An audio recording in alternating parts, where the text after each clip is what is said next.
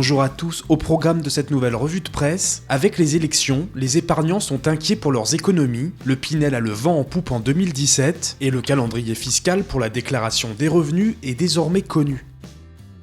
À moins de 2 semaines du premier tour de la présidentielle, l'inquiétude monte chez les épargnants français. Selon l'observatoire Rendez-vous de l'argent cité par leséchos.fr, ils sont 53% à penser que les élections pourraient avoir des conséquences négatives sur le rendement de leur épargne. La candidate Front National Marine Le Pen leur fait visiblement plus peur que les autres. 58% des épargnants estiment que son élection et sa volonté de sortir de l'euro auraient un impact négatif sur leurs économies. Pour autant, aucun autre candidat ne suscite l'enthousiasme, souligne bfmtv.com. Pour chacun des 5 favoris, les conséquences de l'élection seraient davantage négatives que positives, mais à des degrés divers selon les candidats. Avec cette nuance à l'esprit, c'est Emmanuel Macron qui est le candidat le moins craint par les Français en matière d'épargne.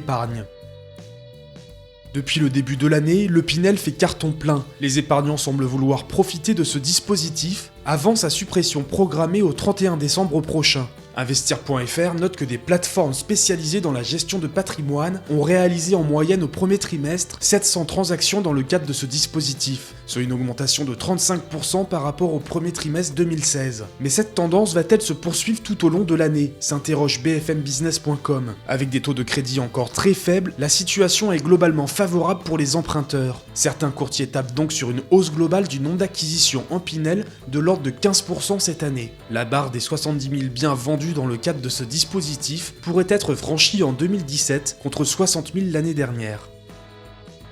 À vos agendas, Bercy a dévoilé le calendrier fiscal pour la déclaration de revenus 2017, nous apprend notre-temps.com. La date limite pour déclarer sur papier est fixée au mercredi 17 mai. Le service de déclaration en ligne, quant à lui, ouvrira le 12 avril. Selon leur département de résidence, les contribuables auront jusqu'au 23 mai, 30 mai ou 6 juin pour déclarer leurs revenus sur Internet. A noter que la déclaration digitale devient obligatoire en 2017 pour les contribuables dont le revenu fiscal de référence est supérieur à 28 000 € et qui disposent d'un accès Internet à leur domicile. Il existe 2 principaux formulaires de déclaration, note lerevenu.com. Une déclaration pré-remplie 2042K et une déclaration pré-remplie simplifiée 2042SK. Pour ceux qui n'ont à déclarer pour 2016 que des salaires, des retraites, des rentes et des pensions alimentaires.